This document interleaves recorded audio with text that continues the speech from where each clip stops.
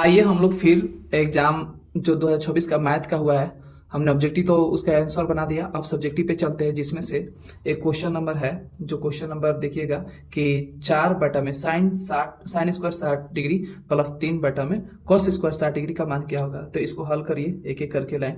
आपको सूत्र याद होना चाहिए कि 4 साइन स्क्वायर क्या बोला है क्वेश्चन में, साइन स्क्वायर 60 डिग्री और प्लस 3 कॉस स्क्वायर 60 डिग्री का मान क्या होगा। तो 4 साइन का मान हमारा साइन 60 का मान होता है √3/2, स्क्वायर दिया है तो स्क्वायर कर लेना है, प्लस 3/में कॉस स्क्वायर 60 डिग्री का मान होता है 1/2, स्क्वायर किया है तो स्क्वायर कर दीजिए। आसानी से हल करते हैं, आगे की तरफ चलते हैं। ये 4 का 4 हो गया, √3 का स्क्वायर हो जाएगा 3 और 2 का स्क्वायर हो जाएगा 4, प्लस 3/में ये 1 का स्क्वायर 1 हो जाएगा और 2 का स्क्वायर हो जाएगा 4।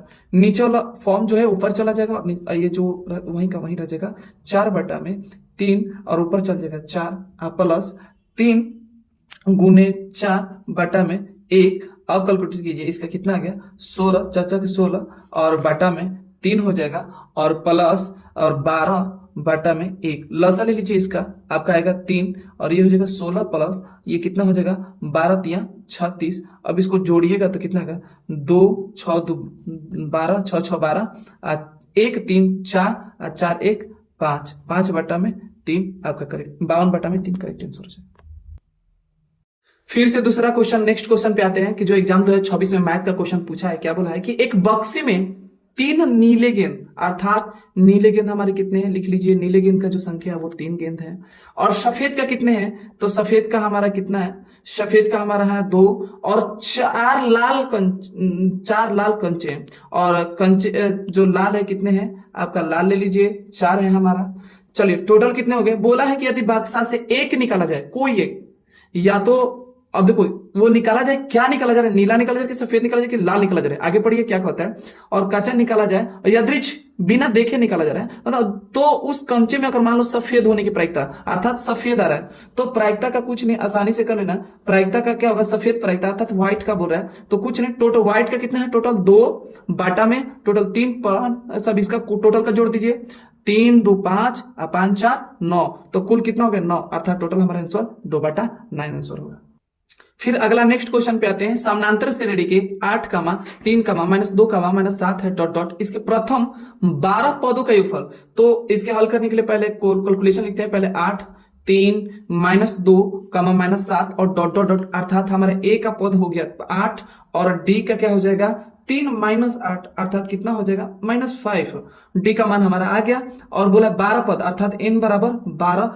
इसका एसएन पर निकाल दीजिए। योगफल का मतलब कहता है एसएन बराबर क्या होता है, n बटा में 2 × 2a प्लस n-1 × d। इसका कैलकुलेशन कर लीजिए। एस 12 बराबर 12 में 2 × 2 गुने ए का मान हो गया 8 प्लस एन का मान हो गया 12 -1 इंटू डी का मान हो गया -5।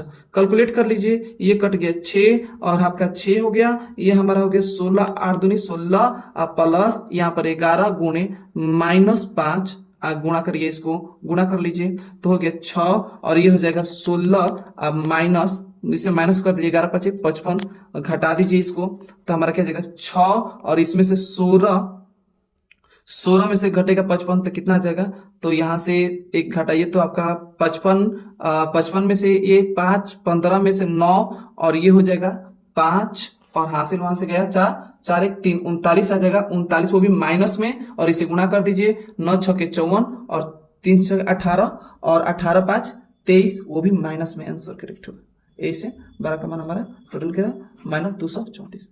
आइए फिर एक और नया क्वेश्चन करते हैं। दूसरा नंबर नेक्स्ट क्वेश्चन बोला है कि एक द्विघात बहुपद ज्ञात करना है और जिसके शून्यकों का योग अर्थात अल्फा प्लस बीटा का मान कितना दिया है, अल्फा शून्यकों का गुणनफल, तो शून्यकों का योग ये हो गया -7 और गुणनफल क्या हो गया इंटू बराबर 10। और हमें क्या करना है, अब इसके लिए हमें एक व्यापक रूप लिखना होगा, मतलब द्विघात का। तो सूत्र बैठता है इस पे x² alpha plus beta into x plus alpha into beta. इसके लिए एक्स का एक्स रहने दीजिए 10 के 10 माइनस, और अल्फा प्लस बीटा का मान माइनस क्या है -7 इंटू एक्स और प्लस ये 10 हो जाएगा। इसकी जगह पे x square minus minus plus 7x और प्लस 10, जो हमारा द्विघात बहुपद हमारा कितना गया x square plus 7x plus 10 answer correct हो जाएगा।